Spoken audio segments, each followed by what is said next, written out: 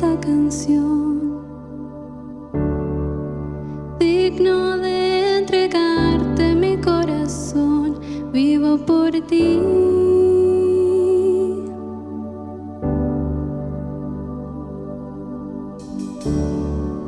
Cristo Jesús, no hay otro nombre igual. Cristo, no hay nadie más que pueda salvar. Digno de entregarte mi corazón, vivo por ti, vivo por ti. Tanto como tú no hay nadie, Dios incomparable. Abres tú mis ojos, Cristo. Quiero conocerte más y ser lleno de ti hoy y llevar tu amor al mundo.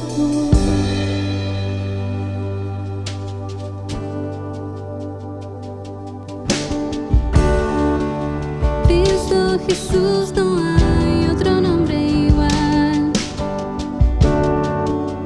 Cristo, no hay nadie más que pueda salvar. Digno de entregarte mi corazón, vivo por ti, vivo por ti. Declaro santo como tú, no hay nadie, Dios incomparable. Abres tú mis ojos, Cristo. Quiero conocerte más y ser lleno de ti hoy y llevar tu amor al mundo.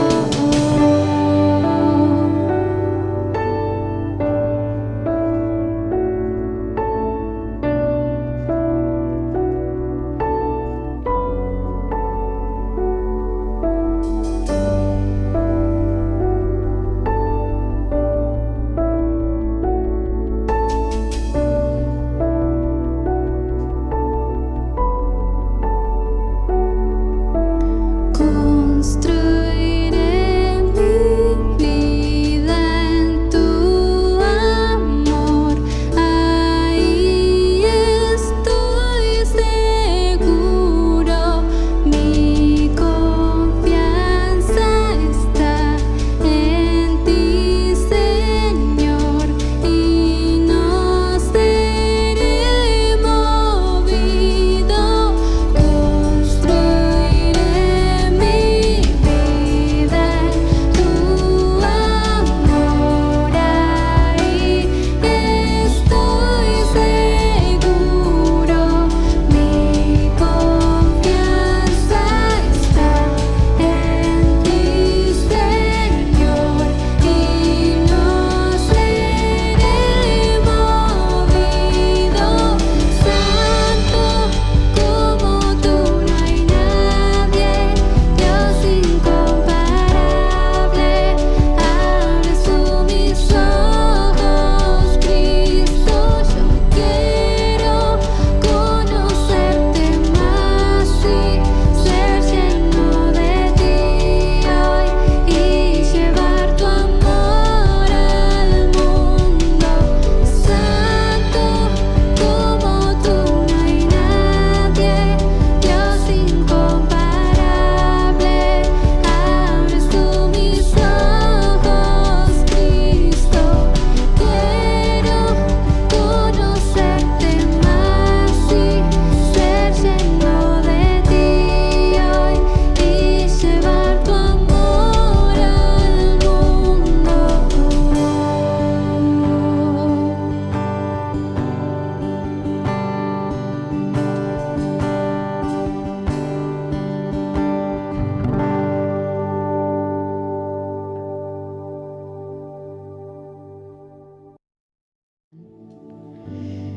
Bueno, los invito a tomar sus lugares, por favor.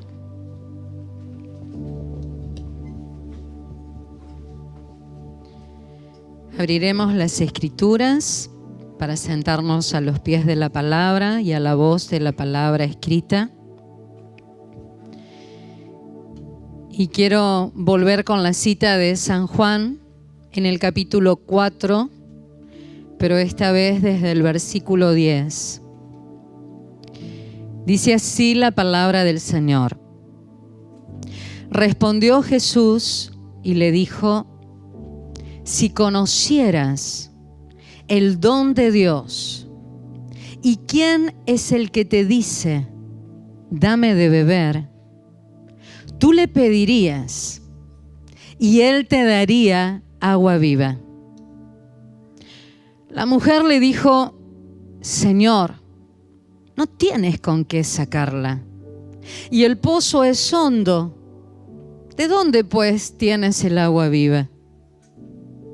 ¿Acaso eres tú mayor que nuestro padre Jacob, que nos dio este pozo, del cual bebieron él, sus hijos y sus ganados? Respondió Jesús y le dijo: cualquiera que bebiere de esta agua volverá a tener sed. Mas el que bebiere del agua que yo le daré no tendrá sed jamás, sino que el agua que yo le daré será en él una fuente de agua que salte para vida eterna. La mujer le dijo: Señor, dame esa agua, para que no tenga yo sed, ni venga aquí a sacarla. Hasta ahí hoy.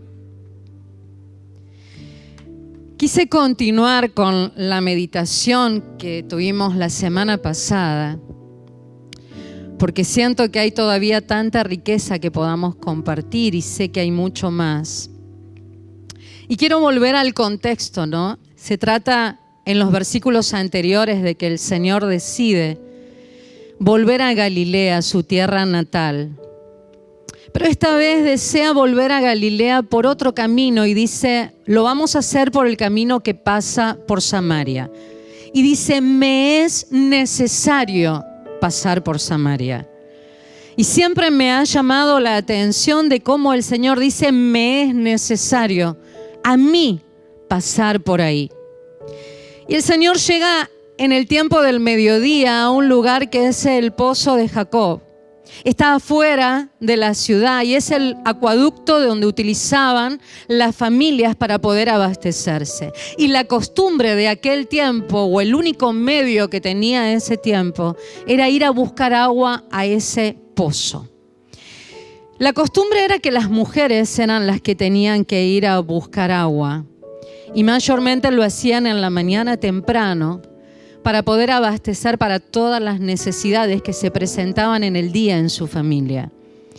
Muy raramente iba algún hombre a buscar agua, pero las mujeres estaban acostumbradas a esta tarea y llevaban sus cántaros para ir al pozo que les correspondía para poder sacar, y lo entraban a la ciudad. Y este aquí que el Señor se sienta al lado de este pozo y espera, porque los discípulos, al ser al mediodía, fueron a buscar para comer. Y dice que el cansado del camino se sienta y ve a una mujer que viene caminando con su cántaro. Llega hasta el pozo y el Señor le dice: dame de beber. Y esta mujer empieza a levantar los paradigmas, los bloqueos, la mente donde razona su entendimiento y dice: ¿vos me hablás a mí? Que soy samaritana y tú judío. Y encima él vestía ropas rabínicas. Y como decía también hoy, es que no solo Samaria era un lugar despreciado en alguna medida por los judíos, porque era un lugar de mezclas, era un lugar donde un poco todo estaba permitido, no era el lugar original. Ellos habían establecido un gobierno desde ese lugar en un tiempo. Hubo muchas controversias en Samaria que podíamos llegar a hablar. Y los judíos tenían como una cierta aberración de no relacionarse porque ellos estaban como contaminados para ellos. Entonces no hablaban mayormente con los samaritanos, y menos un rabino en la calle hablando con una mujer. Por eso, si después siguen leyendo los versículos, dice que los discípulos se sorprendieron de que él estuviera hablando con una mujer y no se atrevieron ni a preguntar qué hablaba. Pero a mí me llamaba la atención, digo, Señor, no entraste a esa ciudad porque primero decís que te es necesario a vos. Y no entraste a esa ciudad como otras veces a esperar tu tiempo en la sinagoga para poder hablar. Ni te fuiste a una plaza donde puedan realmente escucharte multitudes. El Señor se sienta en un pozo donde sabe que mayormente van las mujeres. Y Él se sienta y espera.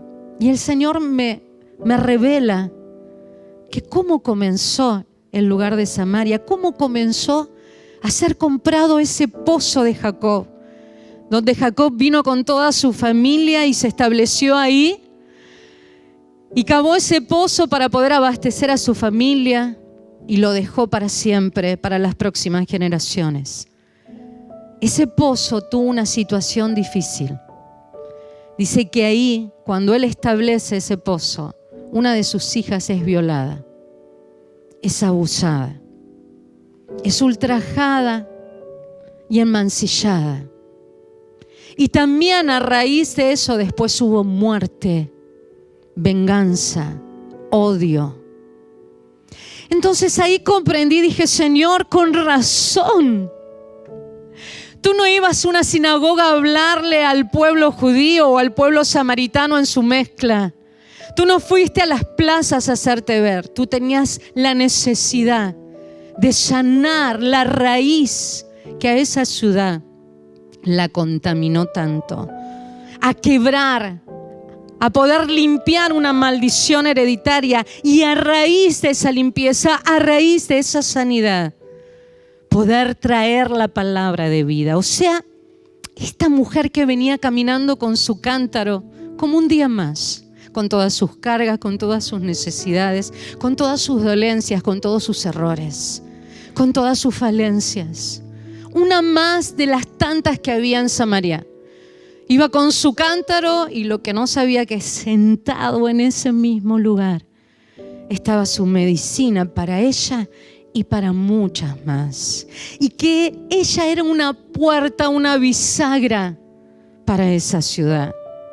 Entonces el Señor la mira y le dice, ¿me puedes dar de beber? Tú tienes todo lo necesario para yo ser abastecido en mi cansancio y en mi sed. Y ella saca su currículum religioso y dice, ¿a mí me pedís? Sin darse cuenta quién estaba frente a ella. Y dice, ¿vos me hablás a mí? Y el Señor dice, si conocieras. Y ese es el versículo que comencé hoy, si conocieras. Si te darías cuenta, mujer, que desvié mi camino para venir a tu encuentro. Que todo lo que hay atrás tuyo y las bendiciones que pueden haber preparadas y el cambio de vida que puedes tener hoy. Si conocieras quién te está pidiendo algo a ti, tú le pedirías a él y él te daría agua viva. ¿Saben qué es el agua viva? El agua viva son las vertientes. El agua viva es esa vertiente que a veces cuando vamos a ciertos paisajes de la naturaleza, aún en nuestro país, vemos que brotan de piedras o brotan mismo del suelo, que uno dice, ¿de dónde viene? Esas vertientes que salen de la naturaleza. Ese es el agua viva. Y según la ciencia, también el agua viva es aquella agua que no está ni mineralizada, ni trabajada químicamente, ni procesada. Es ese agua pura que trae todos los nutrientes y los minerales necesarios que le dio la naturaleza en el lugar de donde sale. El Señor le dice, si conocieras, me pedirías a mí, yo sabes qué te daría, agua viva, no contaminada, pura de mi ser interior, que brota de mí, de mi naturaleza. Y ella le dice otra vez en una manera natural, ¿y de dónde la vas a sacar? Está bien, ¿de dónde vas a tener? ¿O acaso te consideras que sos mejor que nuestro padre Jacob? ¿Con qué venís? ¿Qué es esto nuevo? ¿Qué? ¿Sos más? ¿No les ha pasado que a veces hablan con personas que tienen una gran necesidad y uno hizo todo lo posible para combinar porque el Espíritu Santo nos llama a que podamos transmitirle, dada la necesidad que se muestra? Y cuando vamos a ellos, empiezan a bloquearse con cosas religiosas, estructuradas, heridas del pasado, y ponen un freno y ponen excusas y nos exigen como diciendo, a ver, ¿qué? ¿Lo que vos me venís a dar es mejor que lo que yo tengo? ¿Es mejor que lo que a mí me dieron en otro tiempo? Vamos, yo conozco lo que es esto. Y lo confrontó al Señor diciéndole, ¿acaso es mejor lo que vos me vas a ofrecer que lo que nos dio nuestro padre Jacob durante tantos años y tantas generaciones pudieron abastecerse?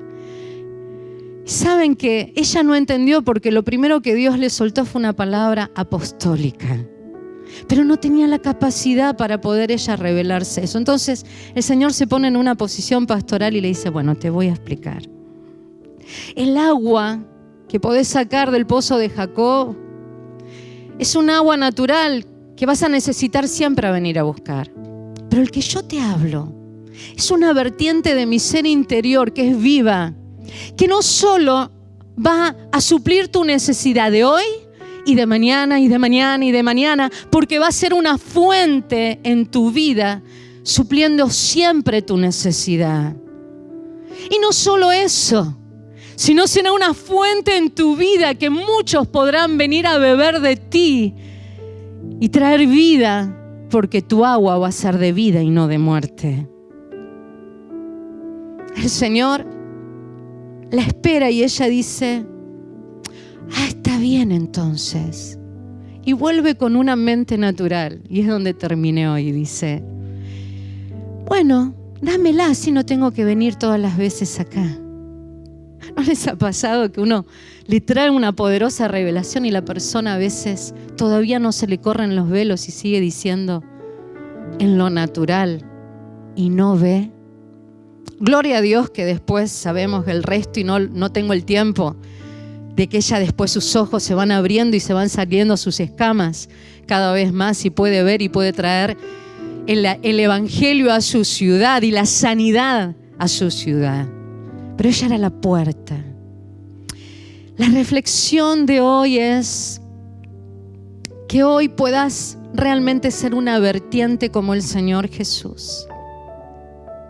Y pueda brotar de tu naturaleza ni heridas religiosas, ni cosas del pasado, ni lo que te hayan lastimado, sino que cuando vengan a ti puedan encontrar una fuente de agua no contaminada, sino con la naturaleza de Dios adentro tuyo. Y que realmente si ves una necesidad seas como el Señor Jesús, que la necesidad del otro sea tu necesidad y digas, me es necesario a mí venir a restaurar algo que está durante tantos años mal establecido.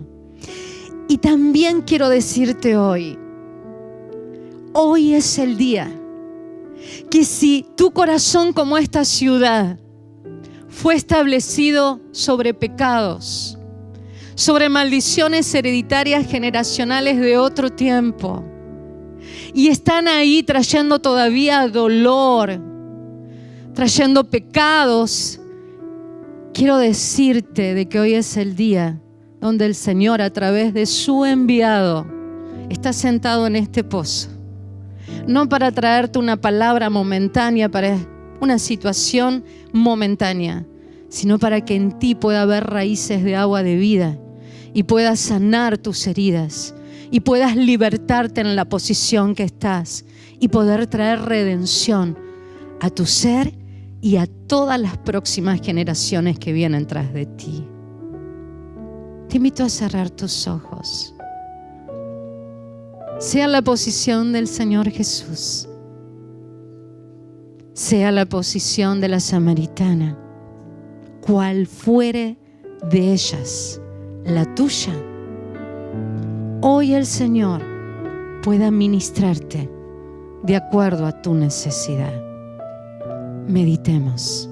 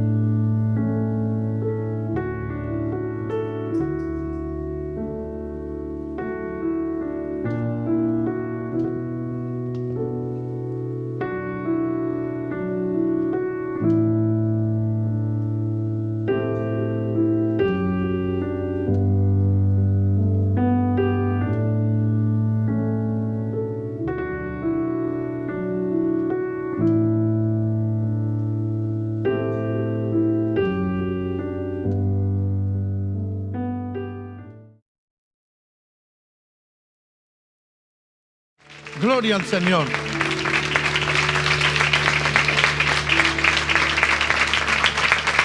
Gloria a Dios. Tome su lugar, por favor, tome su asiento. Y uno conoce las realidades o ve y observa, pero cada vez que empezamos a dialogar y a compartir, porque fue no solamente hablar de esas cosas, sino las diversidades de problemática como la droga, como las enseñanzas de la diversidad de género, Lacey, y muchas cosas de cómo se sufre una presión y se convoca a que tenés que seguir a la manada y te presionan así. Es como el enemigo, es una forma y una manera, una táctica que siempre usó Satanás. Hay veces por el ambiente, por la compañía, por el resto, que uno le pregunta y le dice, ¿y vos por qué lo hacés? Y no, bueno, porque mi amigo lo hace, porque los otros lo hacían. Es tremendo cómo eso va tomando lugar. A un niño de 9 años, en realidad él ya tenía 28 aproximadamente, en la ciudad de Rosario. Ahora, hace unos meses atrás, en una entrevista, él se convirtió al Señor y dijo, jamás en la vida sabía lo que era ser un hijo de Dios. Y él decía que a la edad de 9 años, la pasión de él era ser un soldado del traficante de droga de su barrio, porque él veía que eso era como la meta, el modelo, el paradigma a seguir. Así, a la edad de 9 años ya portaba armas, ya él era alguien que servía para eso. Para los 14 ya había matado, ya se drogaba, ya había pasado por juzgado de menores, penitenciaría para menores y todo un montón de cosas. Y cuántos actos de violencia, pero todo porque él quería agradar al traficante, al poderoso del barrio que manejaba todo, y que también eso era su sistema de supervivencia o de economía, ¿no? Pero él decía, más allá de la economía, con mis amigos queríamos mostrarle la fidelidad a ese hombre. Así que el diablo va haciendo como un modelo donde el resto sigue y persigue.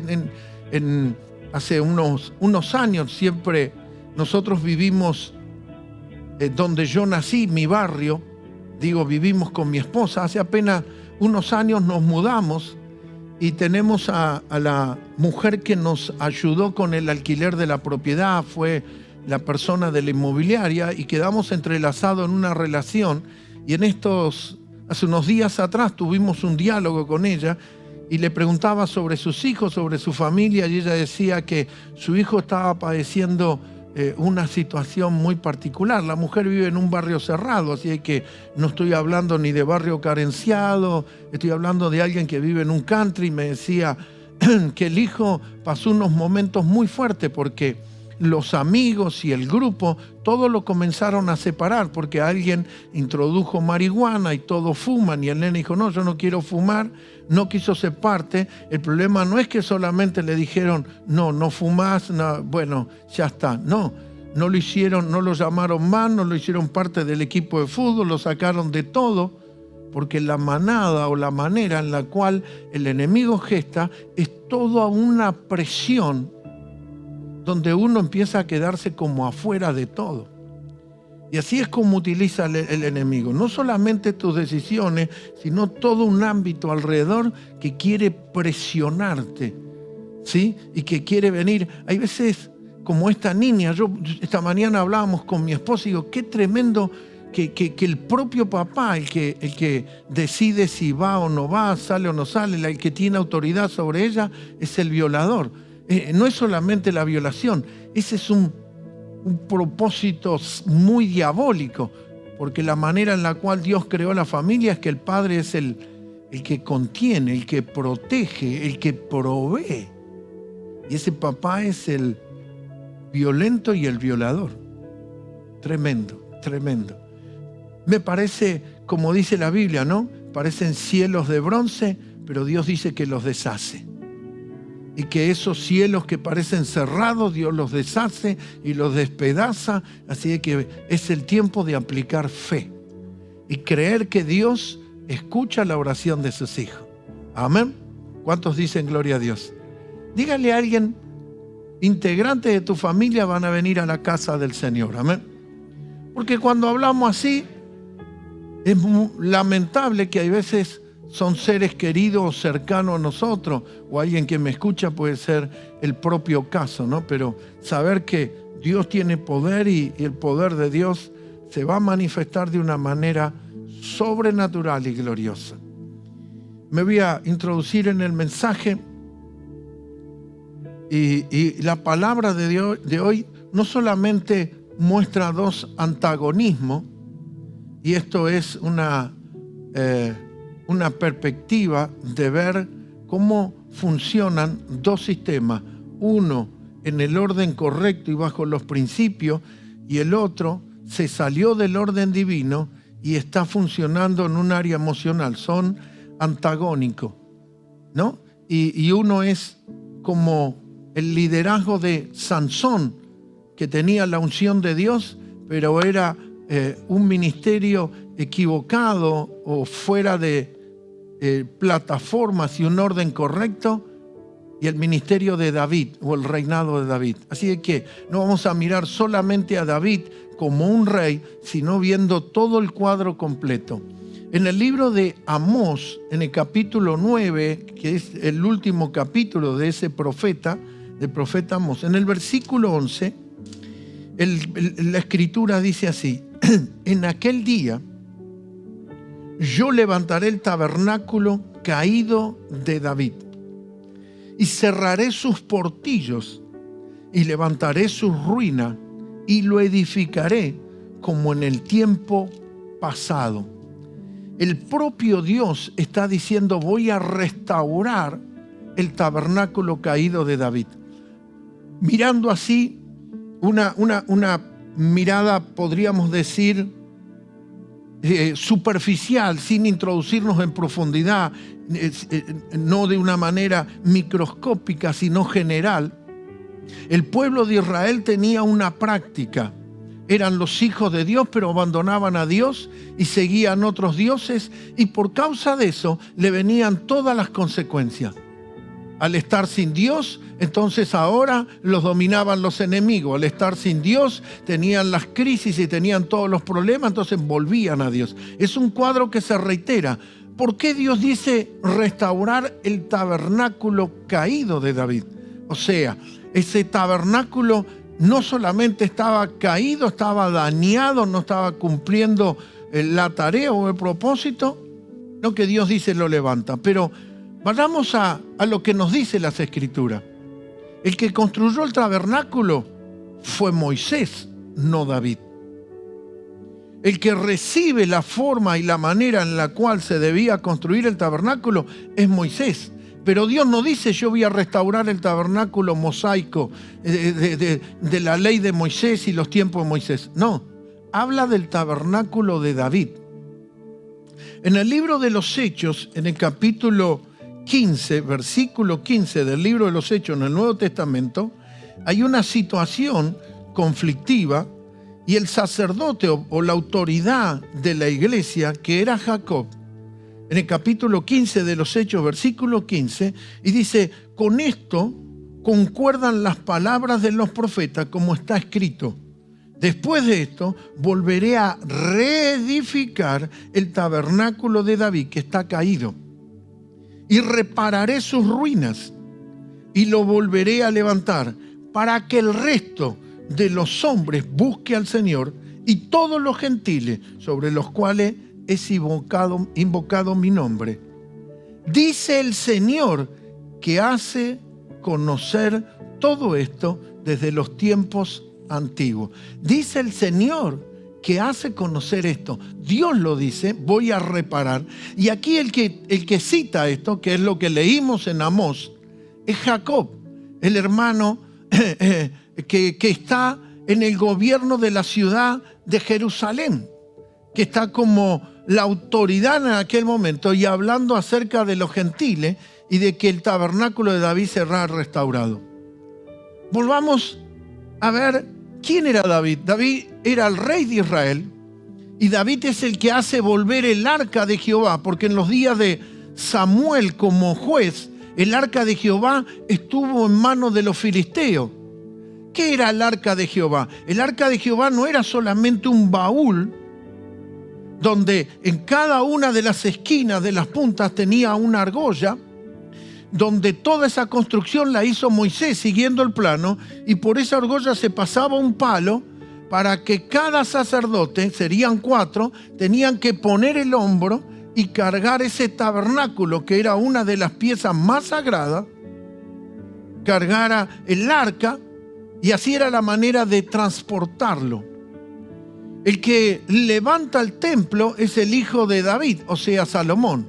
En el libro de los Hechos podría decir, vamos a restaurar el templo de Salomón, vamos a restaurar el culto de Salomón. No, tanto el libro de los Hechos como Amós, citando lo que dice Amós, dice que Dios quiere restaurar el tabernáculo de David.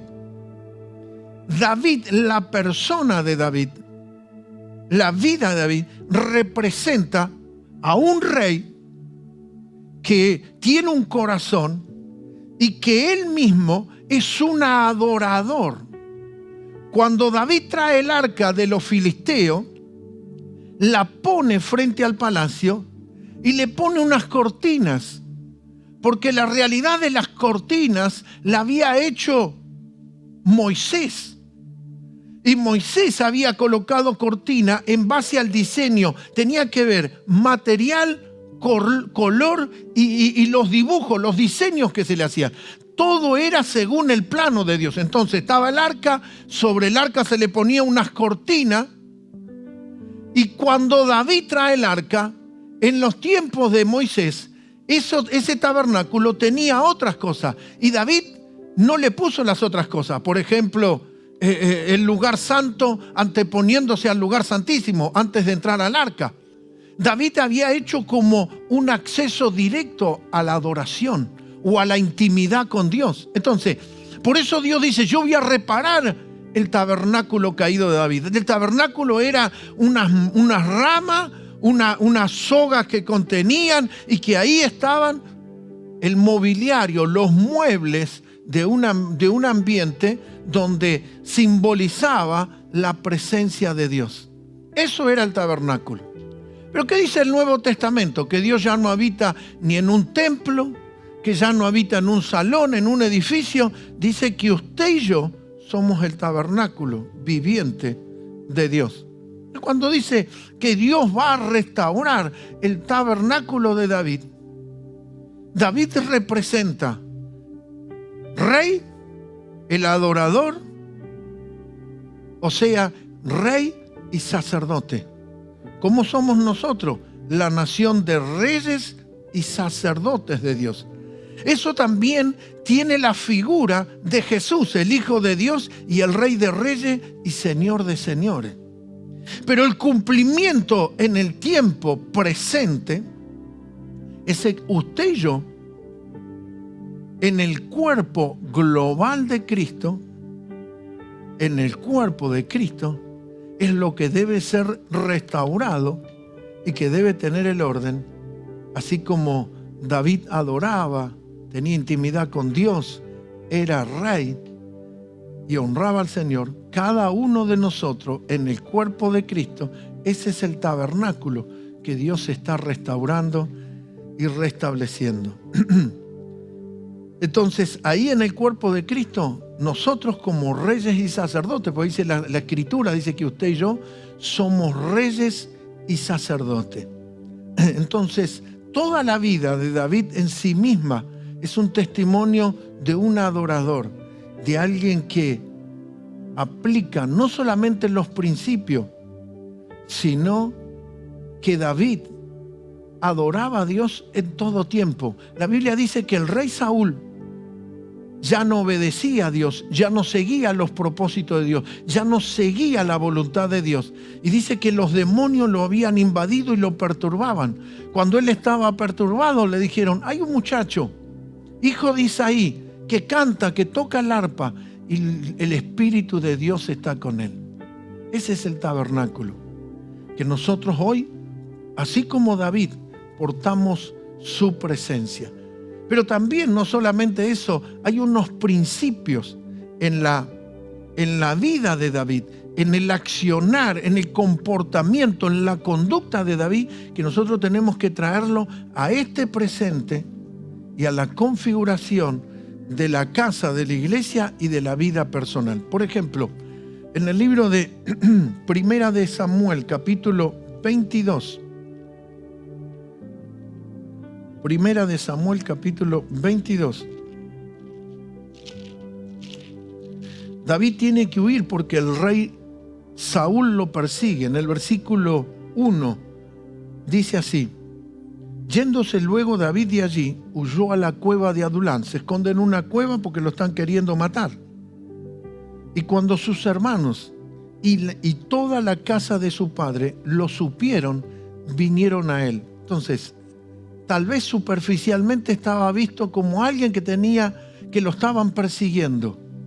Pero fíjense que aunque figurativamente estaba escondiéndose en una cueva, hay un liderazgo de gobierno en la vida de él, porque la familia lo sigue. Pero no solamente la familia, el versículo 2 dice: y se juntaron con él todos los afligidos, personas que estaban con una aflicción, estaban muy mal. Y mire lo que dice: y todos los que estaban con deuda, endeudados, y todos los que se hallaban en amargura de espíritu. Así que no tenía el mejor equipo, tenía los afligidos, los endeudados, los que estaban en amargura de espíritu, y fue el jefe de los pobrecitos, podríamos decir, y fue jefe de ellos, y tuvo consigo como 400 hombres. O sea, ese David representa una iglesia que recibe hombres y mujeres en situaciones críticas, que no es alguien que hace lo que se le ocurre o lo que le gusta, sino que lidera para el beneficio del resto.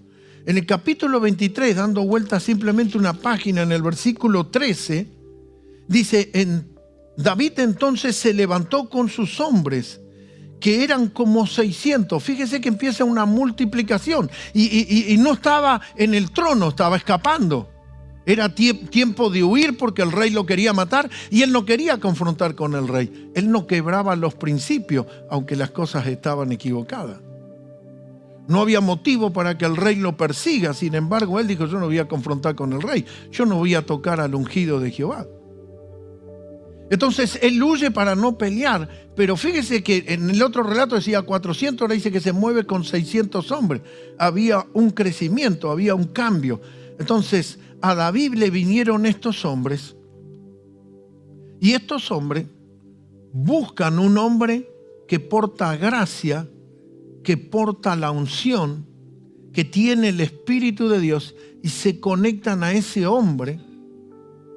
Se conectan a un hombre de Dios para la bendición de su vida. Entonces, esto es lo que nosotros tenemos que saber: cómo la construcción de una casa, una iglesia o nuestra vida personal está en la figura de David.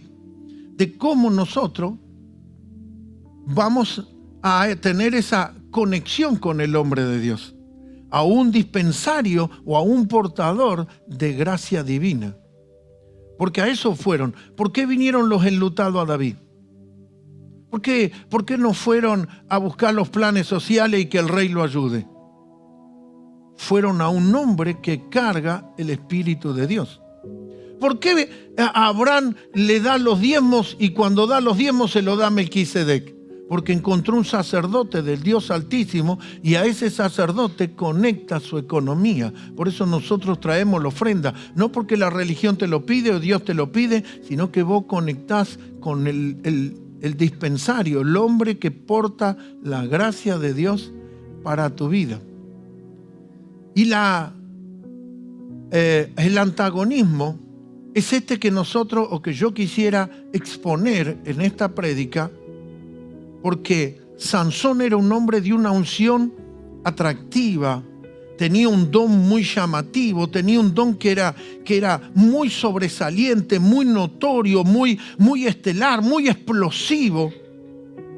Pero no es lo mismo la edificación de una vida o de una iglesia sobre un don explosivo que la construcción que hizo David en los principios de Dios. Sansón representa un mover carismático que atrapa a la gente, que suceden cosas sobrenaturales, así que llama mucho la emoción. Pero Sansón jugaba con una mujer filistea y se casa con una filistea. El padre le dice, no hay aquí en Jerusalén, no hay en Israel mujeres que vas y te casás con la filistea. O sea, tiene un gran don, pero juega con los filisteos. David pelea y vence a los filisteos. Los filisteos son sus enemigos, no son alguien con quien hace pacto. Fíjese que alguien con un don predominante se mueve solo. David tiene 400.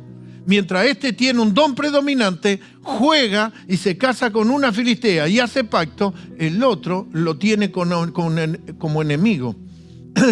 Este hombre Sansón, que tenía este don predominante, que es una figura de una iglesia carismática donde las emociones son atrapadas, y dice, ¿cuánto dicen gloria a Dios? ¿Cuánto dicen aleluya? ¿Cuánto me siguen? ¿Cuánto creen que no hay Dios? Y comienza a activar las emociones. Sansón era muy llamativo por las emociones. La gente lo disfrutaba cuando él se reía de los filisteos. Solamente movía emociones, pero nunca los llevó a otro nivel. David recibe a 400 endeudados, afligidos, enlutados, amargados de espíritu, entristecidos, y los transformó en los valientes. Los transicionó de la cueva de Adulán a Hebrón, que es el lugar de pacto. Los movió y llevó. Así que no era alguien que operaba en un individualismo, era alguien que afectaba corporativamente al resto. Estas son las dos estaciones y esto es lo que tenemos que ver. Alguien que se mueve solo y que juega, y otro que está edificando y estableciendo el cuadro de los principios correctos. ¿Por qué el rey Saúl, los demonios lo oprimían? Porque dejó de obedecer, creer, esperar, ser guiado y confiar en el Dios de los cielos. Pero David es un joven, un modelo al corazón de Dios. Entonces, el mover carismático solamente produce seguidores emocionales que disfrutan del don, pero nunca funciona como un cuerpo. David se movía con un ejército de hombres. David consultaba para la guerra, Jehová, ¿estás con nosotros? ¿Nos das esta victoria? El ministerio de David era en equipo. Sansón operaba solo. Se iba, dormía con Dalila, el ejército lo encerraba y él se levantaba a la mañana, se mataba de la risa, rompía la puerta de la ciudad, las cargaba las dos columnas y se reía con todo. Ahora, David peleaba batalla y traía la liberación. Sansón peleaba o jugaba solamente por deporte. David vencía a los filisteos, David vencía a los de Amón, a los ejércitos enemigos, y conquistaba y extendía a Israel y generaba dominio, gobierno y autoridad. Sansón era solamente jugar con el don que él tenía. David es el ejemplo a la obediencia. El querer hacer la voluntad de Dios y el buscar la voluntad de Dios. Sansón es el ejemplo de la desobediencia. El propio papá, Manoa, le dijo, hijo, no está bien lo que estás haciendo. Hijo, vos sos un nazareo, vos fuiste consagrado para algo especial. Antes que vos naciera, el ángel se me apareció en la piedra, en la peña, y me habló que vos tenías una consagración particular. Él agarró del león muerto y comió cuando ningún hebreo iba a comer de animal muerto, y menos alguien que carga una unción nazarea o un nazareato. Y así era él. Él era un nazareo, alguien especial en una consagración especial. Entonces David es el ejemplo de aquel que teme a Dios, que obedece a Dios, que busca la voluntad de Dios. El otro es un ejemplo de desobediencia total. David es un ejemplo de integridad. Sansón, su vida estaba llena de fallas de integridad. Dormía con la prostituta, jugaba, durmió con una mujer filistea, se quiso casar, le dijo al padre que le pagara la dote. Hacía todo lo que tenía que ver con juegos. La fuerza de David estaba en el Señor. Dice que David se fortalecía en Jehová. La fuerza de Sansón estaba en su pelo que Dios se lo había dado.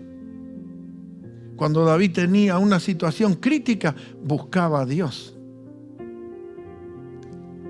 Sansón termina su ministerio suicidándose, no cumpliendo el propósito. ¿Para qué Dios lo hizo nacer a Sansón? Para que sea un juez libertador. No había rey en aquel tiempo. Para que sea ese hombre de Dios que lleve a sus hermanos a la conquista, pero él jugaba solo con su don. Él hacía un ministerio personalista, individual, personal. Sin embargo, todo el cuadro que vemos en David es completamente diferente. Es glorioso y es precioso lo que podemos ver en la vida de David. Si vamos al libro de Crónicas de los Reyes, el primer libro de las Crónicas, en el capítulo 29, primera de Crónicas, 29, es el último capítulo de Primera de Crónica. En el versículo 26, mire lo que dice: así reinó David, hijo de Isaí, sobre todo Israel. El tiempo que reinó sobre Israel fue 40 años. 7 reinó en Hebrón y 33 reinó en Jerusalén. Así que tiene un reino extensivo en la largura de tiempo, pero también en la gobernabilidad. Conquista a todos sus enemigos. El versículo 28 dice: y murió en buena vejez, lleno de días, de riquezas y de gloria, y reinó en su lugar Salomón, su hijo. ¿Cómo termina Sansón? Sansón es atrapado por los filisteos. Los filisteos le perforan la glándula lagrimal y le secan el ojo y pierde completamente la vista, queda ciego. O sea, vayamos al campo espiritual, perdió la visión y el propósito. Y así como él jugó, el diablo lo atrapó y luego jugaban con él y era la burla de los filisteos.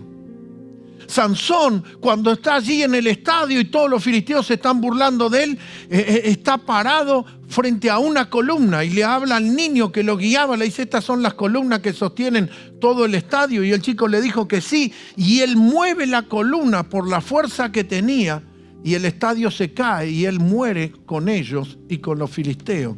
Pero nunca trajo la salvación. Sí mató filisteos, pero se suicidó en el viaje. David termina sus días lleno de gloria, de riqueza y de día. Y le transfiere a la próxima generación. David establece un reino, el otro estableció una cultura individual. La historia habla de un gran Sansón que hacía cosas extraordinarias, pero nunca trajo reino. Nosotros no estamos aquí para andar atrás del individualismo, sino para que el reino de Dios sea establecido en la tierra. Venga a nosotros tu reino, hágase tu voluntad, así en el cielo como en la tierra. Estos son los principios. Uno termina lleno de días, lleno de riqueza, el otro es borrado. En el libro de Eclesiastés, en el capítulo 5, vemos que lo mismo que dicen las Escrituras, me fui para el otro lado, lo mismo que dicen las Escrituras se cumplió en la vida de David. Porque las Escrituras nos dicen en Eclesiastés capítulo 5, versículo 18,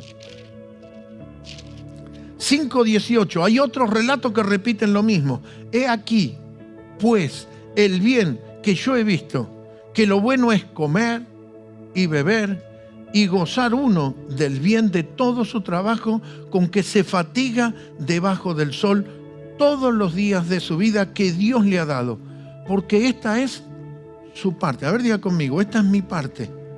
¿Cuál es la parte? Comer, beber y gozar. Usted dice: vengo laburando como negro y nunca disfruto nada, no puedo comer un bocado de pan tranquilo. Pero la paga de Dios es comer, beber y gozar, porque esta es su parte. El versículo 19 dice: asimismo a todo hombre a quien Dios da riquezas y bienes, le da también la facultad o la capacidad para que coma de ellas y tome su parte y goce de su trabajo. Esto es don, regalo de Dios. Dios te lo trae a tu vida. Entonces, cuando usted ve que David termina su vida, reinó, le transfiere al hijo, lleno de riqueza, lleno de gloria, lleno de día, se está cumpliendo la palabra. Un hombre de Dios termina de esa manera y le transfiere a la próxima generación. No solamente él reina o él se coloca en rey, sino que él transfiere reino al resto. No estamos para generar un atractivo individual o generar un tipo Sansón que solamente lo miren a él o miremos la carnalidad, sino para que la casa de Dios y el reino de Dios sea establecido en este tiempo. Y esta es la construcción de una casa. Esta es la construcción diferente a un mover carismático con un mover apostólico y principios apostólicos. David se centra en eso. ¿Qué dice la Biblia? Que usted y yo somos reyes y sacerdotes. ¿Qué somos usted y yo? Este es el gobierno. Y la figura es David. ¿Era el rey? Funcionaba como un sacerdote porque adoraba y amaba a Dios y buscaba a Dios de todo corazón. Dice la Biblia que él tenía un corazón conforme al corazón de Dios. En el libro de los Hechos, en el capítulo 13, Hechos de los Apóstoles, capítulo 13, dice así la palabra del Señor, versículo 21.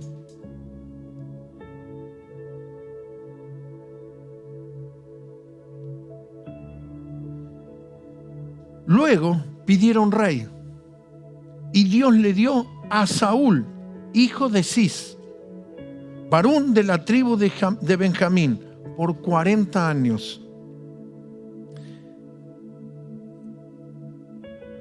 La extensión del reino no valida, porque Saúl gobernó 40 años igual que David, pero no quiere decir que tenía el Espíritu de Dios.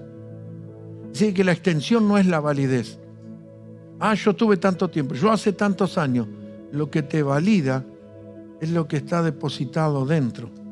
El versículo 22 dice, quitado Saúl, les levantó por rey a David, de quien dio también testimonio. Dios habla bien de él. He hallado a David, hijo de Isaí, varón conforme a mi corazón, quien hará todo lo que yo quiero. Tengo a David, que es un hombre que va a hacer todo lo que yo quiero. Ese es el orden davínico, ese es el tabernáculo que Dios quiere reparar y restablecer. Te invito a ponerte de pie, por favor, en esta hermosa mañana. En el versículo 36 del mismo capítulo 13, Melu, ponémelo aquí en la pantalla. Mire lo que dice la Biblia. Porque a la verdad, David, habiendo servido a su propia generación, sirvió a su generación. Sansón fue, o Dios lo trae, para que libere a Israel de los filisteos, y él jugó con los filisteos. Él no trajo redención. No estamos para jugar al evangelio, sino para que los principios eternos sean establecidos. Porque a la verdad, David, habiendo servido a su propia generación, mire lo que dice, sirvió a su propia generación, según la voluntad de Dios, durmió y fue reunido con sus padres y no vio corrupción. David sirvió a su generación. ¿Qué es lo que traje como preámbulo? Lo que nos compartían las maestras. Los niños, las criaturas, la primaria, secundaria, las presiones, lo que se está viviendo en los hogares, lo que el diablo está haciendo en nuestras familias argentinas. Esto es para que nosotros no solamente nos paremos físicamente en una reunión, sino que nos paremos en el espíritu. Y así como David se paraba y venía contra los enemigos, este es el tiempo para que nosotros nos paremos y sepamos que ese diablo que maquina maldades está en los niveles de mayor belicosidad, la manera más violenta y beligerante, tremenda. Está todo mucho más áspero. El diablo siempre fue diablo desde el principio y siempre es nuestro enemigo y siempre ha habido males, pero ahora se han levantado. Por eso nosotros debemos tomar las armas de nuestras milicias, que no son carnales, no es fuerza humana. No es con una fuerza humana. Las armas de nuestra milicia son espirituales, destruyen fortaleza. Las armas de nuestra milicia no son carnales, no son humanas, son espirituales para la destrucción de toda fortaleza. ¿Y sabe lo que dice? Y derriba, tira por tierra los argumentos de la nueva ideología de género, los argumentos de la modernidad, los argumentos del posmodernismo, el posverdad y todas las mentiras del diablo. Tomemos las armas de nuestras milicias, vistámonos de verdad, porque los reyes y sacerdotes somos usted y soy yo, y el tabernáculo que somos usted y yo, donde el Espíritu de Dios quiere habitar, donde en ese tabernáculo, dentro del arca había una vara que simbolizaba la vara de Aarón que reverdeció cuando tuvo el conflicto con los que vinieron a confrontar su liderazgo. Y mostraba, la vara representa el liderazgo. Estaba la piedra que representa a Dios, la ley. El liderazgo tiene que ver con el Espíritu Santo. Y las semillas de maná representan el pan que descendió del cielo, la figura de Jesucristo, el verbo hecho carne. O sea, si vos y yo somos el tabernáculo, tienen que estar los mandamientos, la ley, la vara, el gobierno. Pero no que me gobierno, sino el liderazgo correcto. El liderazgo correcto, arónico. Y tiene que estar la naturaleza de Cristo dentro tuyo y dentro mío. Y ser ese tabernáculo vivo, viviente, que así como aquel se movía, nosotros nos movemos en los planes y propósitos de Dios. El tabernáculo representaba la presencia de Dios con ellos. El Señor dice: yo ahora habito dentro de estos tabernáculos, no hecho por manos humanas, dentro tuyo y dentro mío. Cuando el ángel le habló a María, le dijo: le vas a poner un nombre, y su nombre es Emmanuel, que traducido quiere decir Dios con nosotros, Dios en nosotros, Dios dentro de nosotros, por nosotros. Le llamamos Jesús, que desciende de la raíz de la palabra Josué, Jesús. La raíz es la misma, tiene que ver con Salvador. O sea, tenemos el Espíritu de Dios, ese Espíritu de Dios actúa en nosotros y ese es nuestro Salvador y nuestro Señor. Este es el tiempo de restaurar el tabernáculo caído de David y de la edificación siguiendo los diseños. No lo que se me ocurre, no lo que me gusta, no lo que me conviene. Hace meses y años atrás hemos dicho: vamos a funcionar por principio y no por preferencia. Vemos a alguien que termina el ciclo transfiriendo a la próxima generación. Y vemos otro que quedó cautivo, ciego, una burla y se suicidó. Nunca cumplió su propósito. Uno que operó en una estación y en una manera, y otro que trajo los principios correctos. Inclina tu cabeza.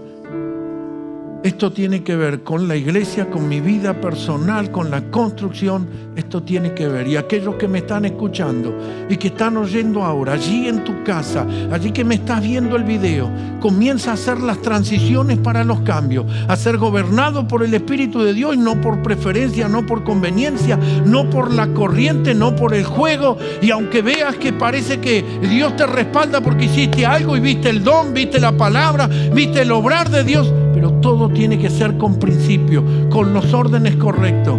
Dios se mueve con los que se mueven. Samson se movía solo, nunca produjo cambio en los que tenías alrededor, nunca los llevó a otro nivel y a otro estándar. David agarró a los enlutados, a los afligidos, a los que estaban en opresión y los hizo los valientes. Los transformó, los cambió, los llevó a la posición de reino. Jesús dijo: para esto he aparecido, para deshacer las obras del diablo. Y a todos los perdidos, los cautivos por el diablo, Él los hace libres. Libre, libre, libre. En el nombre del Señor, tome lugar el poder de Dios, el favor de Dios, la gracia de Dios sea sobre cada vida.